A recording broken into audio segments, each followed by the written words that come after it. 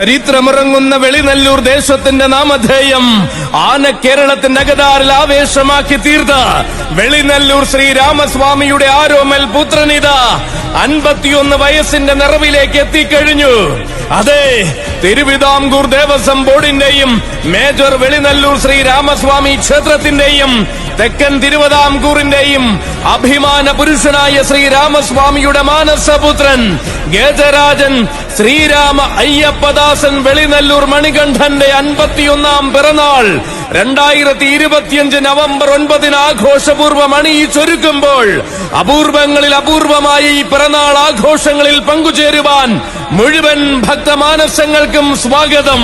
അതെ, 18 മലകൾക്കും 18 പടികൾക്കും നാഥനായി പൊന്നും പൂങ്കാവനത്തിൽ കുടികൊണ്ട് വാഴുന്ന മണികണ്ഠ സ്വാമിയുടെ തിടമ്പേറ്റ് നിൽക്കുന്ന ആരോമൽ പുത്രനാണിവൻ. തിരുവൈക്കത്തപ്പന്റെ തിരുസന്നിധിയിലും തൃച്ചെങ്ങന്നൂരപ്പന്റെ ഭക്ത കൈലാസത്തിലും ചിട്ടയാർന്ന പ്രൗഢിയുടെ മറുവാക്കായി തിളങ്ങി നിൽക്കുന്നവനാണിവൻ. കൊട്ടാരക്കര വാഴുന്ന ശ്രീ മഹാഗണപതിക്ക് മുന്നിൽ അഴകിന്റെ ചന്താമര ചന്തമായി ചെവിയാട്ടി നിന്ന സൗന്ദര്യ സ്വരൂപനാണിവൻ. പേട്ടകെട്ടിയാടുന്ന ഭക്തർ ശരണം വിളിച്ചു വണങ്ങുന്ന എരുമേലിയിൽ ശ്രീ പൊന്നയ്യപ്പന്റെ തിടമ്പേറ്റ് നിൽക്കുന്ന ചരിത്രനായകൻ വെളിനല്ലൂർ മണികണ്ഠനിത 51ാം പിറന്നാൾ.